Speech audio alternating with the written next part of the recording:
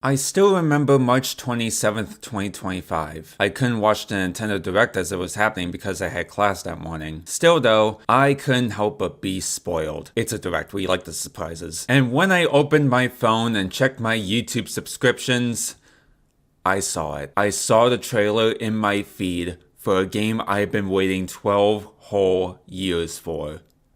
Tamagotchi Plaza, baby, yeah! Oh, and there's also a new Tomodachi Life, cool. I can't begin to describe how much I've been begging for Tomodachi Life to come to the Switch. I have been in love with this game ever since I first played the 3DS version around sometime after it released in 2013, down to where I kinda became addicted to it. And I'm not the only one who has been obsessed over it. Ever since the Nintendo Switch launched back in 2017, people have been demanding that a new Tomodachi Life game come to the system, with manifestations direct after direct after direct. It's just that popular. If you don't know what the hell I'm talking about, first of all, where the hell have you been, Daniel? And second, Tomodachi Life is a simulation game utilizing Nintendo's customizable avatars that debuted with the Wii, Mii's, where you can create any character you want and put them on a small island where you can watch them live out their lives, whether they make new friends, fall in love, start a family, or do whatever this is.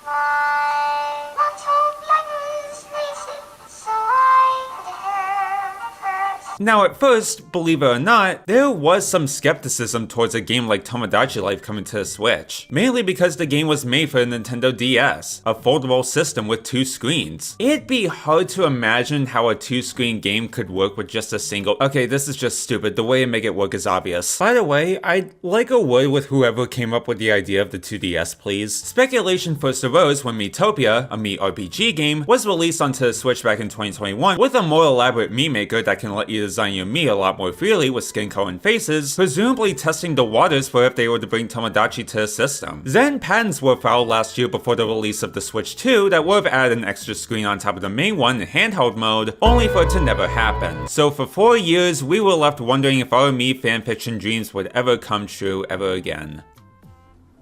Oh, my balls exploded! The first difference you'll notice is that the island in this game is completely free build and free roam. The initial first 2 games in the Tomodachi series only let you view the island like a map. Certain locations are only viewable by selection, or if your Mii's go and hang out there, and even when you unlock new locations, the island is pre-built, so you're not able to customize it. That completely changes with Living the Dream. Not only are you actually able to explore the island and observe more action, but you can also both customize it with the ability to unlock expansions, and your Mii's can interact both indoors and outdoors. Plus, you can drag them all over the place, letting them do what you want them to do. This gives the game a lot more freedom, something that the original games lacked. You can also gather fuzzies from Mii Happiness and take them to a water fountain where you can level up your island and grant wishes like travel tickets, new items, and Mii quirks, which gives the game more staying power. Speaking of freedom, the Mii Maker got a massive upgrade, as now you have a bigger variety of options in terms of customization. Remember when I brought up Miitopia's new Mii Maker earlier? Yeah, that's basically what they did here, except the makeup is replaced with face paint, allowing you to draw whatever elements you want on the Mii's face, either in front or behind the facial features. The only downside is that if you were to draw something like on the eyes as if it's part of it, then when the Mii blinks, the face paint is still visible. This is only a nitpick, but it just makes my Pomni look off when it's happy. Don't know why they didn't give us the option to make certain facial features decorable, cause again, they're taking pages from Miitopia's Mii Maker, so what gives?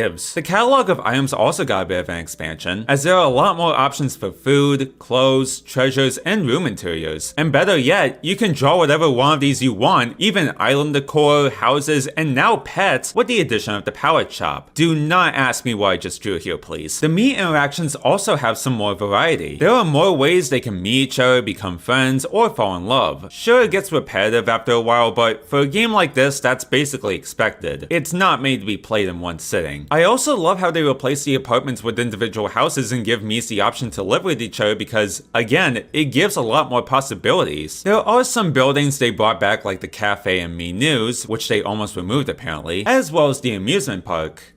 Kinda, it's just a Ferris wheel now. And all that's nice, but for everything they brought back, I still can't help but notice there's some notable aspects from the previous game that are missing here. Firstly, there aren't any in-game events anymore. No rap battles, Judgment Bay, quirky questions, Tomodachi quests, flying disc, not even the barbecue, man!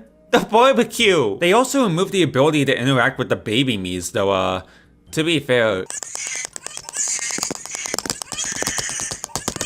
Not to mention, all we get is a montage of the baby me growing up, which is adorable, but what's the point now? They also reduce the chances of Mii's getting into fights. At most, they'll just be slightly upset over what another Mii said, but rarely will they ever face the risk of an assault charge. And then there's the fact that certain locations have been taken out, like the observation tower, the leaderboard, the compatibility tester, and none of the casualties in this game are as devastating as the loss of the concert hall. Bring back my beloved! And the fact that the songs are now reduced to being heard as cafe music and hums, I see you, you're not cute. I'm also gonna say that while I do find the downsizing of Miis you can add to be disappointing, to be honest, I have trouble trying to take care of only 20 Miis already, so I think this is kind of understandable. But I do understand the frustration, because good god, I have to change this list so many times. I know these side activities aren't important to the core of the game, and to be honest, that might be why they didn't make it in, but it's small things like these that made the predecessor so wacky and yet so beloved in the first place. Without much drama or these active events happening, it just feels kind of sanitized. And I'm not saying this as someone who hates fun, because I imagine those who love this game unconditionally are gonna call me that without even watching the video, because Nintendo fans. I am saying this as someone who grew up with the original game, playing it almost non-stop. The randomness being blended in with the life sim is what made the original game stand out, and I wish we had more of that in this new one. That should be easy to comprehend, right? Well, if not, I would like to bring up some more major additions I really like before you start peeing your pants out of anger. First of all, the bees are won't get fucked! Okay,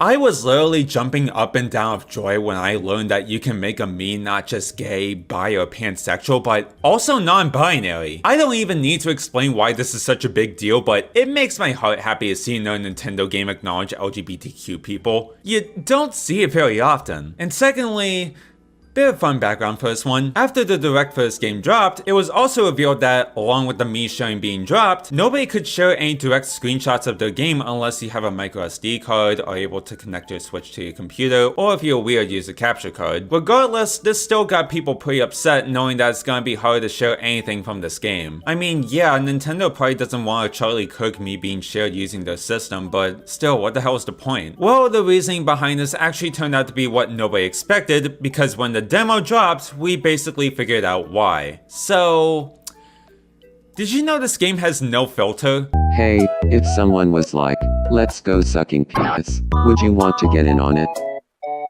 For sure. I'm all about sucking.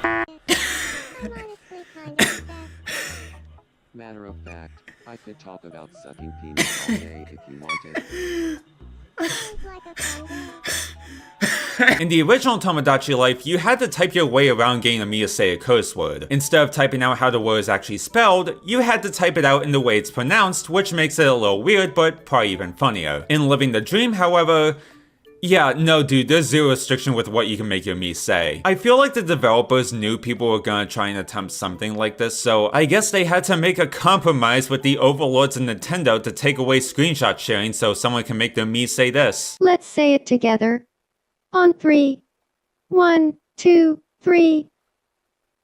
Lesbian sex. And that's the main reason as to why I'm not gonna stream this game again. I'm so sorry, YouTube would hate my guts if I play this uncensored. So I guess that's kinda all I have to say about the new Tomodachi Life game. And yeah, I will admit it's not perfect. Obviously none of the flaws ruined the game for me, like bro, have you been paying attention? The game we got is still really fun, mostly what I hoped it would be and all, but I feel like there's stuff missing that made the initial game so special in the first place. It's got the makings of a fantastic sequel for Switch alongside some much welcome additions, but the absence of certain aspects kinda brings it down. However, I think these issues can be easily fixed with some game patch updates. With the game exploding in popularity right now, I'm hoping that Nintendo is gonna listen to fans and continue to add to the game so people will keep playing. Though if it took them a year to release it right after it was fucking finished, are you shitting me? Then we'll just have to wait and see. For now though, I'm giving Tomodachi Life Living the Dream an 8 out of 10. Wide open for some improvement, but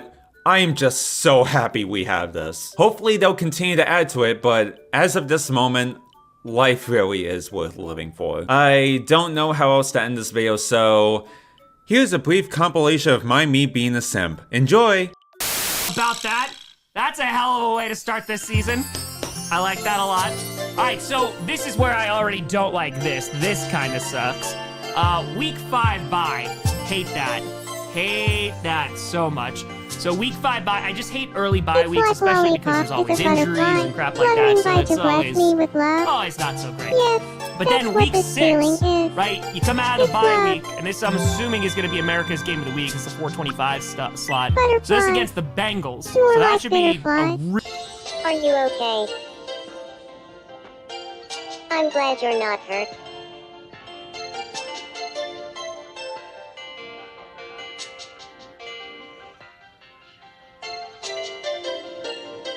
I never really noticed Palmer's before, but now I can't get her face out of my mind. I hope she looks at me and smiles. Am I falling in love with Palmer's? Yeah, let's try, motherfucker. She's taken.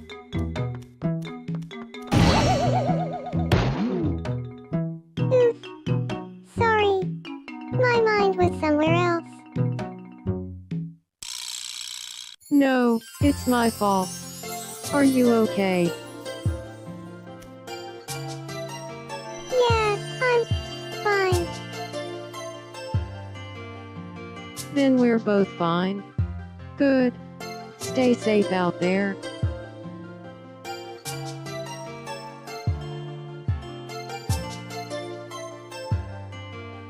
I never really noticed Lollipop before, but she's so radiant. Am I falling in love? Palmer's has got my heart racing. Could what I'm feeling for Palmer's be love? Are you fuck?